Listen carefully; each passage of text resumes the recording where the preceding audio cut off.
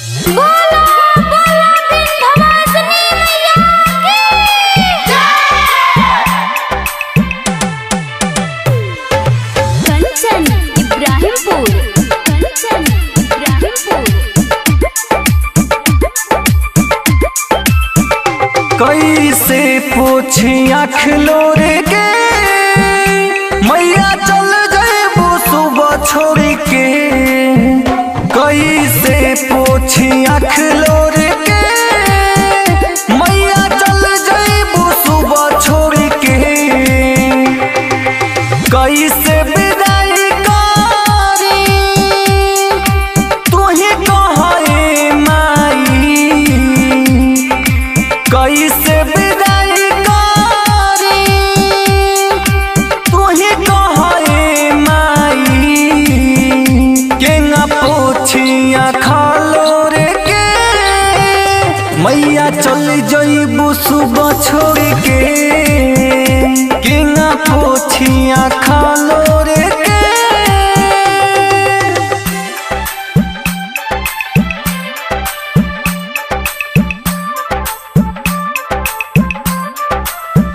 कंचन इब्राहिमपुर।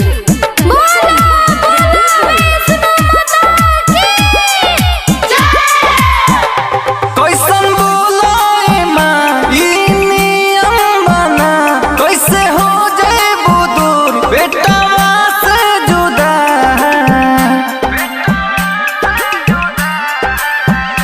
कैसन बोलाए माँ ई नियम बना।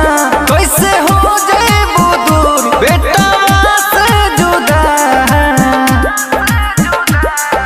सुना सुना लागी मैया ना जा मुँह मोड़ के। सुना सुना लागी मैया ना जा मुँह मोड़ के। केंगा पोछिया खालो रे के मैया चल जइबू सुबह छोड़ के। केंगा पोछिया खालो रे के।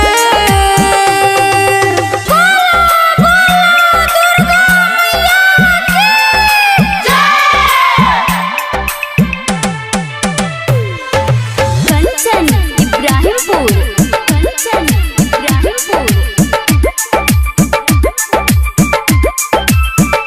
सुनी श्यामा के बात छोड़ी हो ना माता। करस मनो गोहार कमलस जोड़े ले हाथ। सुनी श्यामा के बात छोड़ी हो ना माता। करस मनो गोहार कमलस जोड़े ले हाथ।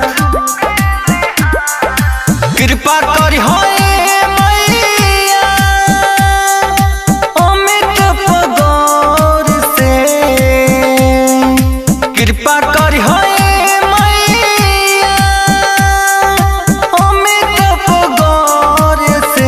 केंगा पोछिया खालो रे के मैया चल जइबू सुबह छोड़ के। केंगा पोछिया खालो रे